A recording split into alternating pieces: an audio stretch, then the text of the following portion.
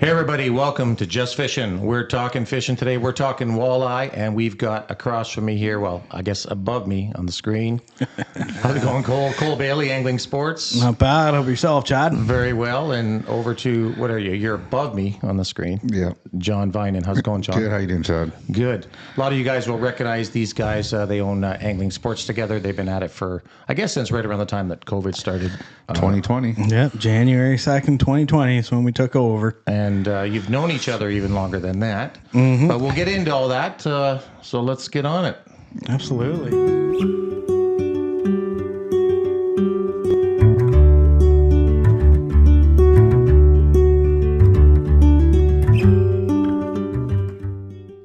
So Cole, thanks for coming again. I should say again because we came once before and had technical issues, but thank you for coming back. I was a little too animated with my hands, so it's getting in and out of focus, unfortunately. Yes. Some people might appreciate that. I personally was offended by it. John liked it, though. Yeah, of course. Entertaining, having him faded out on parts.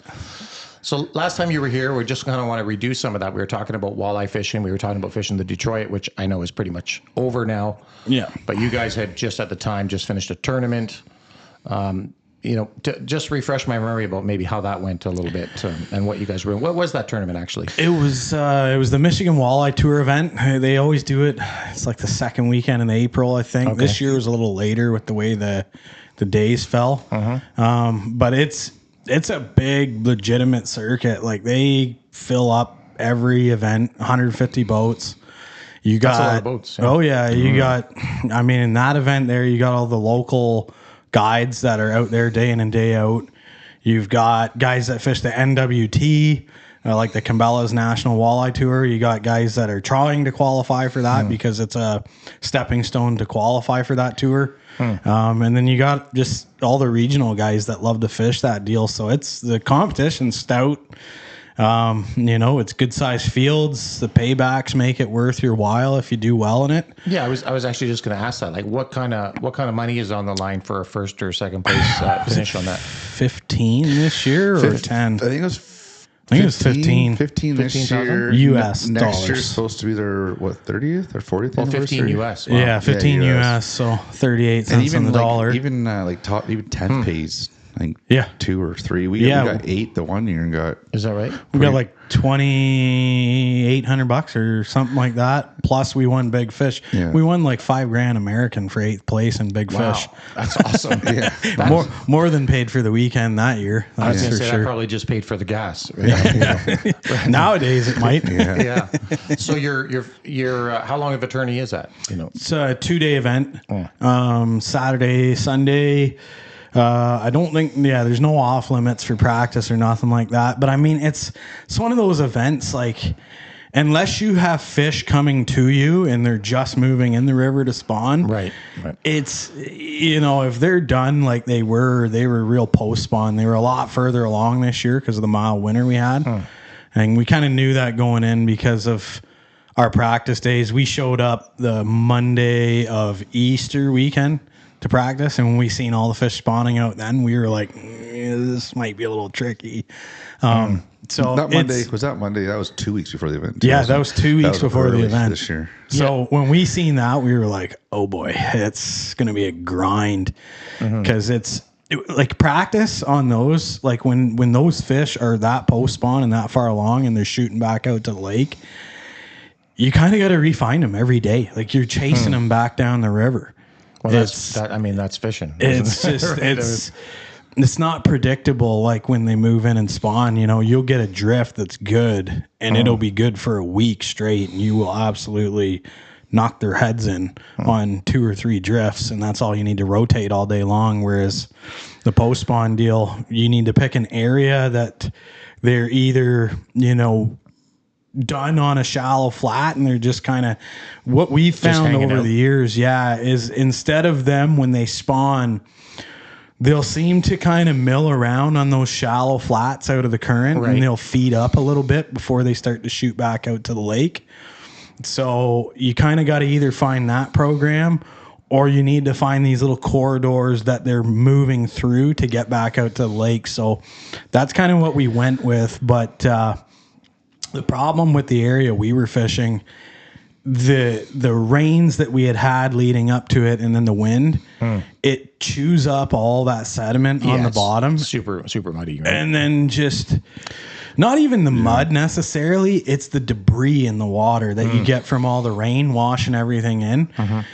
You know, when you're trying to fish a flat in 6-7 feet of water, like where we were fishing, as soon as your jig touched the bottom, you got moss and grass, old dead grass, globbed around it instantly. So you kind of, the casting and jigging bite goes away. That's when the hand liners start to clean house on everybody. And that's exactly what happened. We were fishing the edge of the flat because that's kind of all we could fish clean and effectively. We tried. We got good fish there though too. It's kept us there. We got good fish, but we just couldn't. You'd get 3 big bites, 3, 6, 7 pounders, and then it'd die. You couldn't get nothing to go with them, and you just move around and keep gridding the area, figuring it's only 9:30. You got 3 7-pounders in the live. Well, okay, we're gonna crush them today, and I'm assuming just get even tougher. Yeah.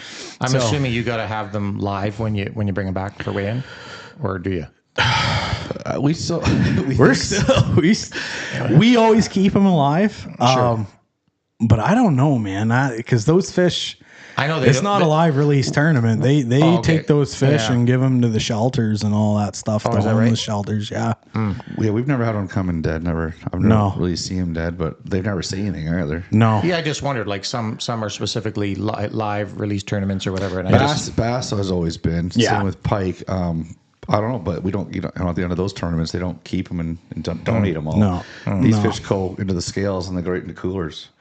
Yeah, literally. Understandably. Yeah. Somebody's eating well for a week or two after that. So, John, maybe for the benefit of those that maybe don't understand the post-spawn side of things, what changes that makes it so hard? Like, what are the fish doing once they spawn? They're just taking off and leaving, like they just come in the river to spawn and then they take off to the lake? Yeah, or what's they the start issue? to head back to the lake. Like weather has a big play in that. I don't know. We call it sulking. They sometimes get on those flats and they just want to eat, like Cole was saying, get out of the current. Yeah, right. And then that's kind of what we did. We knew that going into that week, anyways. Well, I guess Cole was out for 2 days. I got out for 1, and all the fish we kind of found were out of the main spawning areas. And the bigger ones were on the calmer current, not as much current, more flat areas, and on little ledges. They kind of sit there, feet up, and slowly just go back to the lake. And it's like finding fish isn't really the hard part, I guess, on the Detroit. It's finding quality fish. Right. You go catch, if you want to go catch fish, go down the center of the river to catch, the jacks drift all the day. mud line. 2-pounders all day. But when you're looking for 6-7 pound hens, which were probably 9-10 pounds a week and a half prior. That's a big fish, yeah. Those are the ones we were trying to target. And we had 2 areas that had them. And then, after day 1, like that area dried up on us. Yeah, I couldn't believe how much that our one up. area really dried up. I think Kyle Moxon was the only one who really caught him in that area. Yeah. And kind of those guys outfished everybody for sure. Had a little deal going. But it's tough. I mean, when those fish are done spawning, it's, like John said, it's about finding quality. Like you can go out there and catch 50 to 100 fish. Right. But they're all little rats. Like you got to have a 6 to 7 pound average for 5 fish. Yeah, just to get on think the, you on have the a board shot to or win. And also with those drop packs, I find that they're not in those mega schools. They're not schooled up. You're catching, like Cole said, you're at 3, you're pretty much getting a 6-7 pounder, 1 drift. Yeah. Right. When they're spawning, you catch 30 pounds in 1 drift. Versus, 30 pounds if you get 30 in 8 hours. Wow. Yeah. When they're spawning, that's the thing. We're too stubborn. If it's a spawning deal, we know we're going to crush them because we just have found areas that year after year after year, they show up. And if the timing's right, we catch big ones every time we go. But that post-spawn deal, man, we got to branch out. Problem is, we're in a bass boat. We're the only bass boat in that tournament. Right. They look at us like we're a bunch of hillbillies, which is kind of, it's really funny, it's not actually. because of the boat. Yeah. They're looking at us like, these guys are lost. Yeah. But, I mean, we got to branch out. Like, we just got our clocks cleaned by the hand liners. The tournament was literally won 50 yards inside of us on the flat. I think it was the dip net team, and they were handlining the entire time. Wow. The handliners can fish that shallow stuff where you get all that debris in the water effectively because of their rigs, right? They got those big kind of dredger style weights that grab all the debris before. I was going to say the baits are kind of staying a little bit off the bottom. Yeah, It's right. not so much the bait though. It's the dredging style they pull in front of the bait. That's what keeps the bait clean. It's like the same as the V weed guards with the muskie out on St. Clair. Yep. All the weeds get balled up on those, and then your bait stays clean, and they just run the little Rapala original floaters and stuff like that, little buoyant balsa plugs. And those plugs just hunt along, and man, they're way more efficient when you're hand lining covering that shallow water.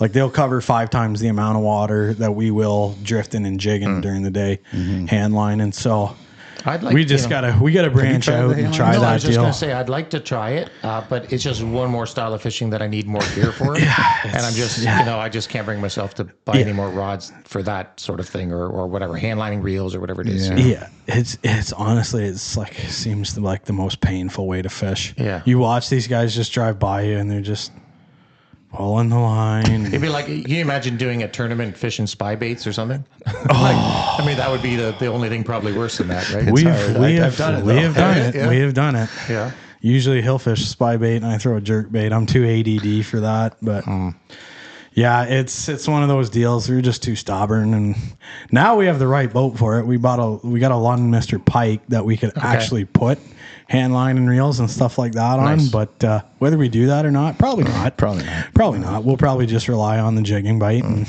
live and die by the sword. Is this a good time to tell you that I sell a perfect bracket for your boat that slides into the track, and it's for hand lining reels? Perfect. Yeah, it's great. just put that plug in there right man, there. You should have seen the amount of Trax Tech poles on, like, you think those... the transducer poles? Oh, man, you think the bass guys are bad for rigging out their boats? You should see these walleye boats that these guys are running. Like, they're $150,000 US that's boats. crazy. And then they've got another like $50,000 in oh man, the one guy had like 6 12-inch graphs on his boat, one on each back corner of the boat, had like 4 live scope transducers on the Trax Tech poles on each corner of the boat. Like, it's insane, the technology these guys are putting on their boats. The money. Yeah, that's why they look at us like, what are you guys doing here in a little bass boat? But I think they're starting to recognize us. That was our third year doing the tournament, so we're starting to get people know who we are out there. Yeah, the first year we did really well. Second year we had a great first day. We were right there. Yep. And then day 2, we just didn't put it together. I don't know, something. It's too many drop fish. Something changed. We dropped too many fish. Didn't fish clean that day. And then this year, we got first day 2 big bites, 7-pounder and a 6-pounder, and then try to get something to go with it. No dice. You can bring a bunch of 4-pounders in after that, and I mean, most people would be happy catching those fish. For sure. But yeah. That's the tournament side of it. You can never be satisfied. Even when you have a giant bag, you're still always trying to catch more. Yeah. How many tournaments, John, do you guys normally fish a year? I know it's hard. You got a job and you actually have to. Well, the first year we went a little crazy. We fished a lot. We fished all the opens. Anything locally we were jumping into. But we were always doing that before we bought the store. And then after the first year, we kind of picked and choose, I guess, our tournaments. And now we just fished the Canadian Tire Open on Erie in October. Yeah, Erie Open. Which we really both like. I thought the Canadian Tire one was in Mitchell's Bay. There's 2, yeah. Oh, is there? There's the Mitchell's Bay one that we got out of just because of work. The timeline, that one's not really working well for us. Michigan one we're going to do Rondo TBA probably. Yeah, probably that. We got a good little store, some chirping going on. He's going to fish with Dave Long Point TBA, and I'm going to fish another buddy. So nice. And the challenge is we are fishing largemouth only at Long Point. We're not going out for smallmouth, even though smallmouth will probably win it. So you're going to be like back in the weeds in 2 feet of water. We're probably fishing for like 10th place, not first. Fishing. Yeah. Well, I don't know, man. I think you can still surprise people out there with a giant bag of buckets. Guys used to do it all the time, catch 19 to 20 pounds of buckets. I think more or less that tournament is whoever loses that one between my boat versus his boat's probably not going to hear the end of it for a year. I mean, that's the beauty of having fishing buddies. I mean, that's the whole point. Is chirping the crap out of each other. Oh, that's the whole time. Yeah, one thing at the store, no one is safe from getting chirped at the store. We get chirped. Oh yeah. The boys get chirped. Yeah. It's always friendly banter going on there. I have my best buddy and longtime fishing buddy of like over 40 years. Actually, we've been fishing together. And we got to the point we're so competitive that I actually made like a WWF belt. So it's said on the front, master caster. Perfect. But then when you peel off the top layer, it says master baiter underneath. Nice. BAIT. Oh yeah, of course. Got to keep it PG. That's right. So every time we normally do fly-ins together, every couple of years or whatever, when he'll come to the cottage for a weekend, we'll do like a 5-day. You remember that show? Not 49 hours. What was it called? 48 hours. No. That was the one with Castellano and all those guys, right? Yeah, what was that called again? Aaron Weeb. I forget now what it was called, but ultimately we've done the same thing. I can't remember in Stony, and so I pull out the belt, and we all take pictures, holding the belt after. And just chirp the shit out of each other for another year until we get together again. It's all about bragging rights. It's absolutely not the tournament fishing up here, and nobody's in it for the money. If you're in it for the money, it's the wrong thing. It's all about pride at the end of the day. It's all about being able to say I was better than everybody that day, and the hardware. That's what lasts. The money spends, but the trophies last forever. Yeah, if you wanted to go money, you could go to the States. Yeah, and even then, it's getting tough to do, man. It's so expensive. I fished the Bassmaster Opens in 2019. And that was when it was they just had the Central Division and the Eastern Division. So the Eastern Division, we were Harris Chain in Florida. Then we were Chickamauga in Tennessee, James River, Virginia, and Oneida Lake in New York. So you basically traveled the whole Eastern, United States. Yep. And everybody always asks me, it's like how much it costs to run those tournaments. You can expect with $1,800 US entry fees now with the exchange rate and the price of everything, and those guys are probably spending $5,000 a tournament now to fish the opens. It's gotten to be very, very expensive to run the tournaments. That's for sure. So we find we cherry pick a couple big events around here now, and then we just have fun showing up like those blue water angler largemouth only derbies. You don't got to practice for them. Is that the one like down in Rondo? Is that they do them Rondo, Mitchell's Bay. They're getting more popular too. He's getting a better field out of they're starting to get 40 plus boats this year per event. He does like Detroit River, which is kind of unique for largemouth. Sarnia. Like St. Clair River he's doing. I think so, yeah. Mitchell's Bay and Rondo. Sorry, who's this that's running that? Blue Water. Is it? I think it's the Blue Water Bass Club, I think, if I'm not mistaken. Yeah, and then same with the TBBAs. Those are fun ones to go in. And it doesn't cost you an arm and a leg to fish them anymore. But it's too tough to get out of the store anymore to run all those tournaments. It's a lot of money to spend. And, we were lucky the first year. We always have had really good employees, but that year we had a lot of them. I think we had like 7 employees that year. So it freed up some more time for us. We could get out, but the way we've been running the last couple of years, we just cherry pick some events. And then when we want to fish, if we're going to go fish one of these tournaments, we want to do like 4 to 5 days pre-fish. We'll take 2 boats wherever we're going. Yeah. So tough to be taking a week off of work, it's week off and work, just leaving everybody there on their own. 5 days pre-fish, 2-day tournament, and then you come home and you're pretty whooped. Yeah. And then it's right back to work. There's no stop, right?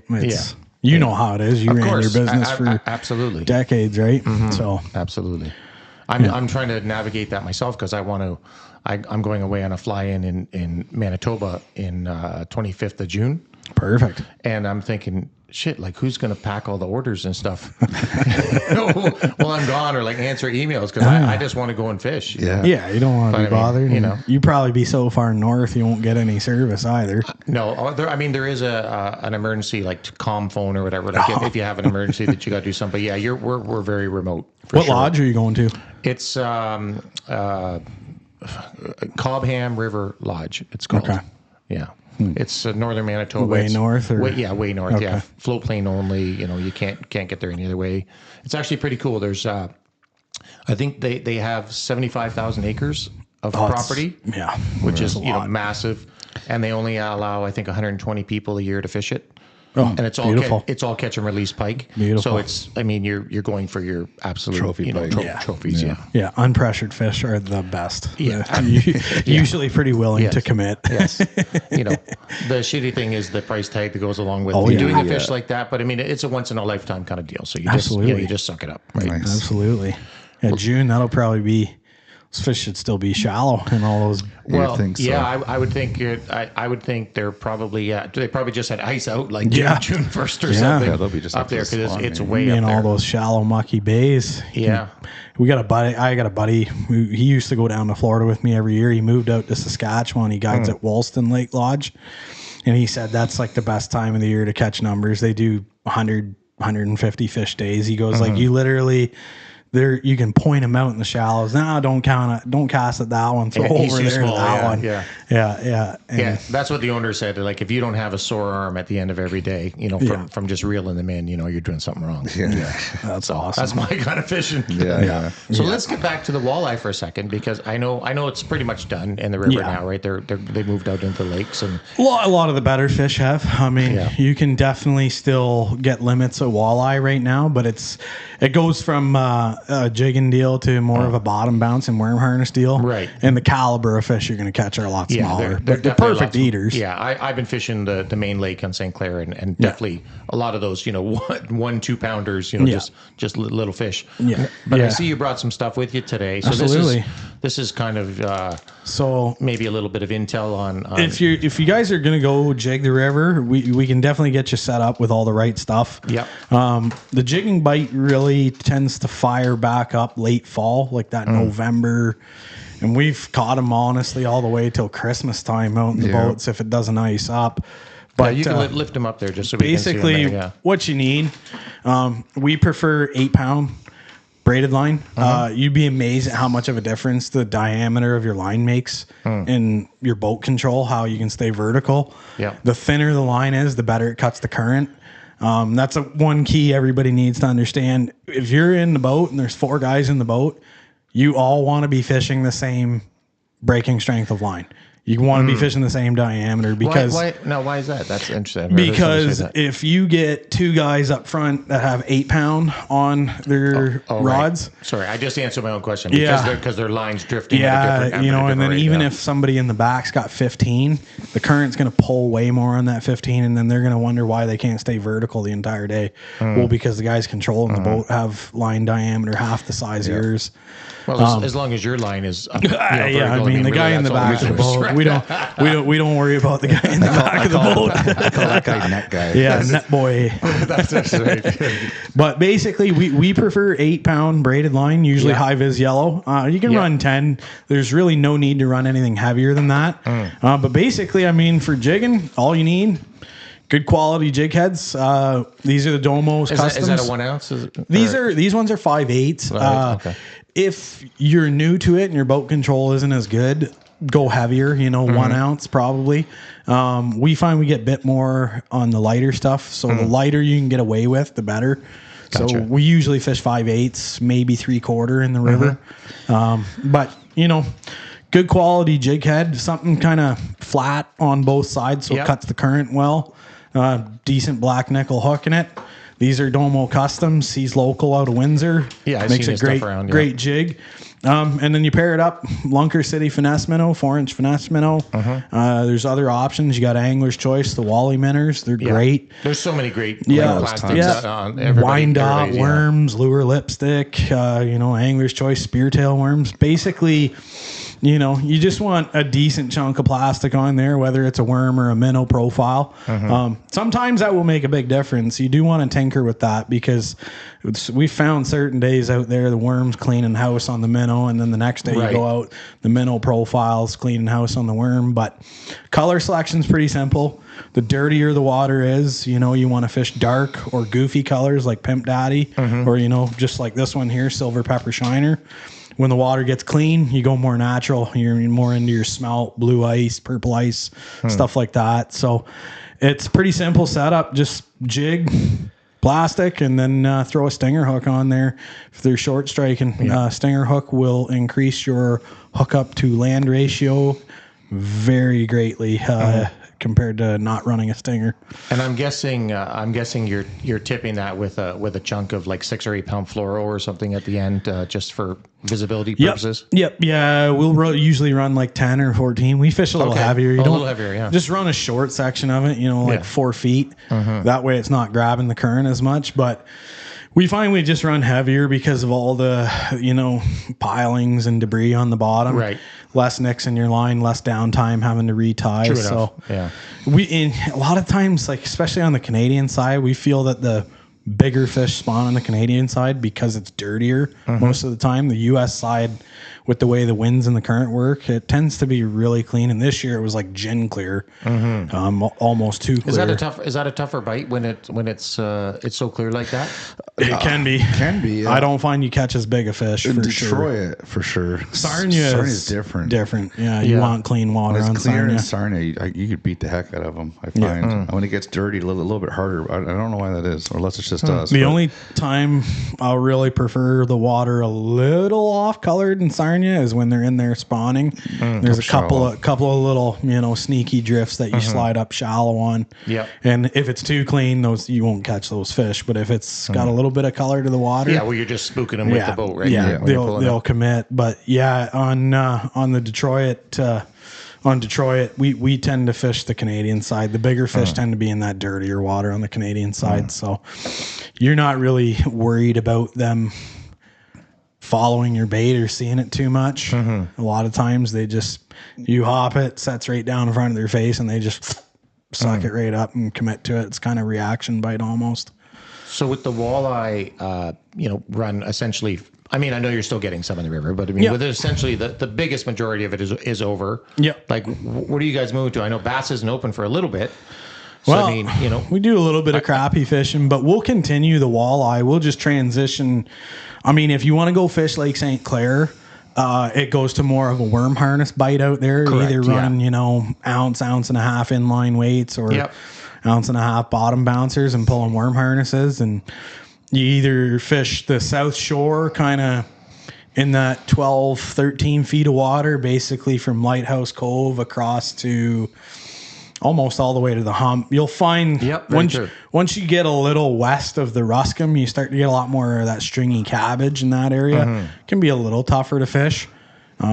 That's when we find like pulling planer boards with crankbaits tends to be a little bit better because you can just tick the tops of the grass. But that whole southern shore is really good. And then the 240 hole, if you want to go cast for them, a lot of guys are having fun live scoping them now. They'll chase, wads of 5 or 6 of them around and just pick them off, throwing drop shots or blade baits and stuff like that. If you want to catch big ones out there, though, you got to try cranking. Throwing like 15-foot diving crankbaits.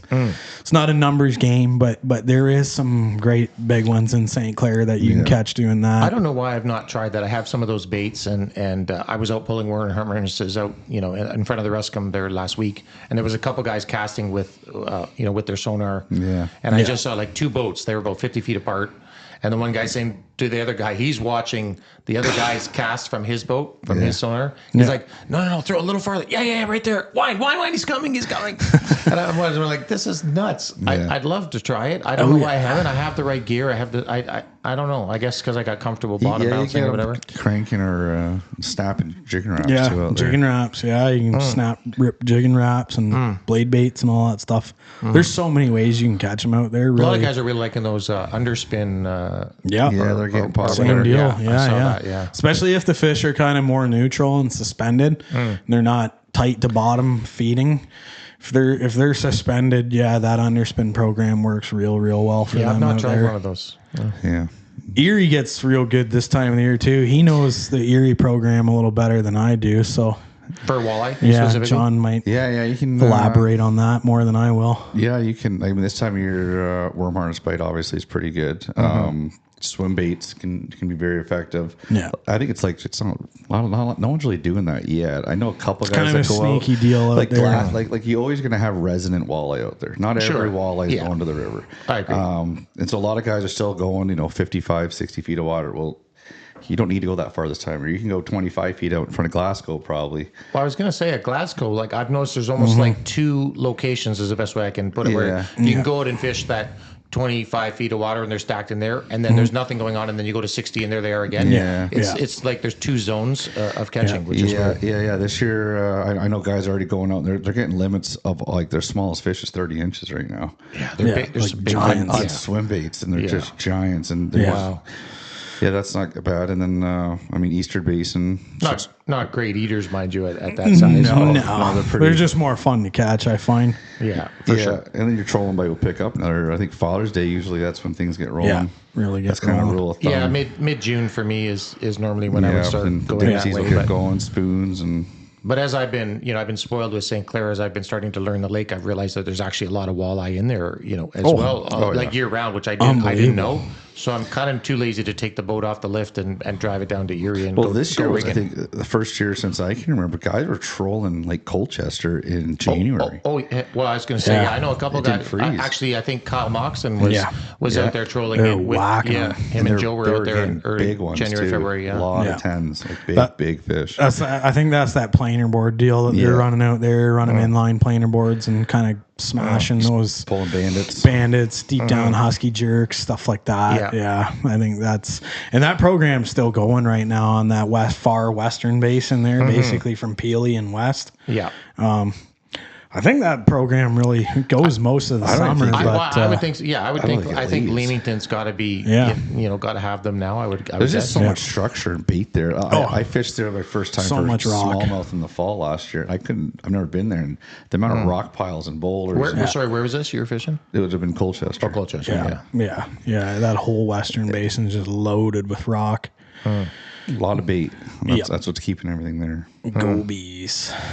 So what else? What's new at the store? What's going on with you guys over there? I mean, it's been you're over the hump, I guess, because you're 4 years, or is it longer than that? Yeah, we're our fifth year. Fifth year. Nice. What's been the toughest thing to learn about owning a store? I'm assuming you didn't own one before. There's probably been a few life lessons over there. Couple. Just staying on top of things, communicating, especially when there's a partnership like him and I, you got to constantly be talking things over and making sure we're on the same page, everything. So staying calm. Yeah. Oh yeah. Fuck yeah. Well, it's crazy stress. You can't get wound up. Get wound up because it's retail. It'll just eat you alive, It's right? retail It ebbs and flows, and you'll get slow periods, and then you start questioning things. What are we doing wrong, and this and that. But then it comes back around. So you kind of you can't get too high, you can't get too low. You just got to cruise and do what you can to try and grow your business. And I mean, we just got through because I would say we have expanded the inventory quite a bit since the previous owner. We brought in a lot of newer kind of cool niche type products. We've gotten away from a few things. We got away from the fly tying side of things. Yeah, so, I noticed that you got rid of a lot. That just seems to be it's a very niche. Yeah. That's a fickle market for sure. And it just seems like not as many people want to spend the time to tie anymore. So it was eating up too much retail space for us. So we canned that section and we've moved so much stuff around. But we just got finished doing renovations. We framed in every window along the front of the store except for the one where the fire door is. We left that open because we kind of have to. But we framed them in and we put slatboard all the way across the front of the store because we're just running out of room for products. So I like what you've been doing in there. Actually, and it looks to me like you've maybe made I think you've made a bigger muskie section. At least it appears that way. Bigger. It's growing to me too. Yeah, it's growing. More stuff coming in. We're always looking for more stuff. The muskie guys seem to love the kind of custom one-off stuff. So we're trying to expand more and more of that. We'll always carry the staples, but we definitely are trying to branch out and carry stuff that not everybody else is carrying. But yeah, I mean, we say we got it dialed every year and that we don't need to do anything more, but it seems like every year year, we completely have to flip the store around to make things work. Yeah, there's always going to be new technology. There's going to be new baits. There's going to be new bait makers. There's going to be trends. Yeah, you're forever. If you're not forever switching it up, you're going to stagnate. You have to do that. Yeah, you have to. It'd be like having the same website for years and never updating it, right? It's the same. Yeah, you got to grow with the industry. It's changed a lot, especially the bass fishing side of things with the forward facing. And it'll change a lot of the other types of fishing too once it catches on with the muskie fishing, which it's already kind of caught on there. But the walleye guys are really starting to utilize it. So it's changed a lot of techniques and opened up a lot of new stuff, because now you can catch fish that were almost virtually uncatchable anymore. So yeah, this industry's it's growing right now, and lots of new competition coming in for brands and bait companies. Yep. So you kind of just got to stay on top of the trends for sure. Yeah. Were you going to say something? Yeah, that's the hardest thing for us, is just making sure we're on top of the trends and on top of what baits are hot right now, and getting them in the store. Getting them in the store is one of the more difficult things. Yeah. And then you got to pick and choose what you're going to bring in, because you can't, as much as you want to carry everything, you have to, there's a certain point where it's going to start costing you too much to carry that inventory. You got to turn it over. So well, I mean, it's pretty easy to have 10,000 SKUs, right? In there. I mean, I don't have no idea how many you have, but you got to you must be up there. I think we're up around 52,000 SKUs now. Different SKUs. Yeah. That's crazy. It's crazy. It is crazy. Trying to keep inventory is a nightmare. I was going to say inventory day is a good day to go fishing, probably for you guys. Especially when you add online sales in too, because the one thing, the theft will get you, right? Because as soon as you get an order for something online and it says you have one left, and then you go over and the peg's empty on the shelf, it's like oh well, I know where that went. So it's inventory can be fun days, that's for sure. Well, I think you guys are doing all great stuff over there. I think the store is really, it's just looking a little bit more pimped out, and the old owner, Pat, he was awesome too. Really liked going in there all the time. But I noticed the changes you guys are making. I think it looks really great. Yeah, awesome. We appreciate that. So for those of you that are looking to get yourself set up with some fishing gear, go see the boys at Angling Sports here. They'll look after you. Maybe just Cole, because John's hiding in the back. He's by his own admission sometimes. We can't say why, right? Doing more of the administrative side of things. That's right. But definitely these guys will take care of you. Do you guys have anything going on at the store right now, or anything that you want to talk about coming up? No, I mean, hey, it's summer's here. It's fishing season, baby. Fishing season, man. Yeah. Everybody's getting their boats out. If you need any new trolling gear or whatnot, I mean, we've got everything you can imagine and then some. And then same deal, we got bass season coming up. That's a big one. Yeah. Everybody loves to go bass fishing.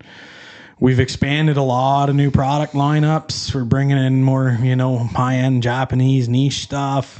There's a big line through swim bait and glide bait trend going on right now. We've got all those baits in. Nice. So, I mean, if you want to go out and chase a giant, come see us, and we'll steer you in the right direction. Make sure you're successful on the water. Yeah, I would say, if there's something you don't see in the store, let us know. Let us know. Like Cole and I are really good at, we'll find it for you. We'll bring it in, a special order for you. Nice.